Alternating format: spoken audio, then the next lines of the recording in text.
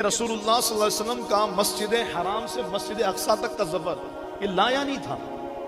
اللہ نہ کرے معاذ اللہ یہ لا حاصل تھا، بلا وجہ میں وہاں تک کا سفر تھا۔ انبیاء کی امامت کروانے کے لیے کیا مسجد اقصی ضروری تھی؟ یہ بات تو طے ہے کہ تمام مسجدوں میں سب سے افضل مسجد مسجد حرام ہے، حضور خود وہاں موجود ہے۔ جب سرکار خود وہاں موجود ہے تو انبیاء کو یہاں لے آیا جاتا، تمام انبیاء مسجد حرام کیوں نہیں ہے؟ افضل تو مسجد حرام ہے، یہ طے ہے۔ دنیا کی پہلی مسجد مسجد حرام ہے، سب سے زیادہ نمازوں کا ثواب مسجد حرام میں،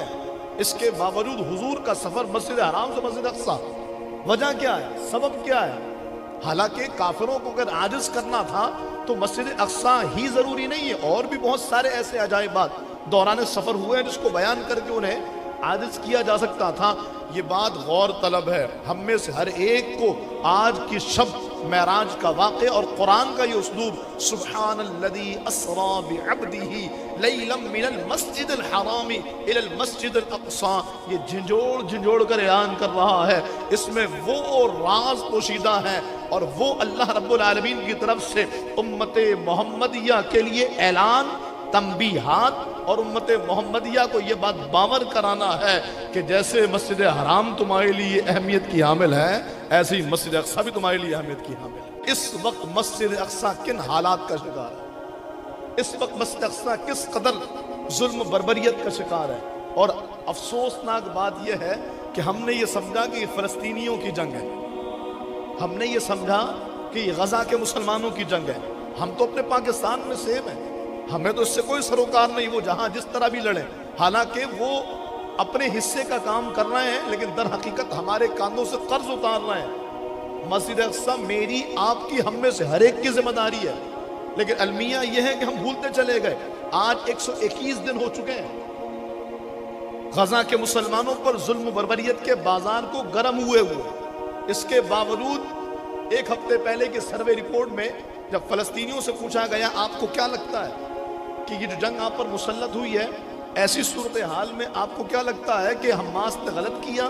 اور آپ اس جنگ سے کسی بھی صورت چھٹکارا حاصل کرنا چاہتے ہیں، تو 0% ریشو تھا جنہوں نے یہ کہا کہ ہم اس جنگ سے دستبردار ہونا چاہتے ہیں۔ سب کا یہی موقف تھا کہ ہم مسجد اقصی کے موقف سے دستبردار نہیں ہو سکتے، اور آج مسلمان بھول گیا ہے۔ آج کے مسلمان کو صرف یہ کہا جائے کہ آپ کو وہاں جانے کی یقیناً نہ تو اجازت ہے اور نہ وسائل ہیں، کم از کم اتنا کیا جائے اپنے حصے کا کام کیجئے، ان مجاہدین کے ساتھ اتنی سی وفاداری کیجئے کہ ان یہودیوں کی مصنوعات کا بائیکاٹ کیجئے،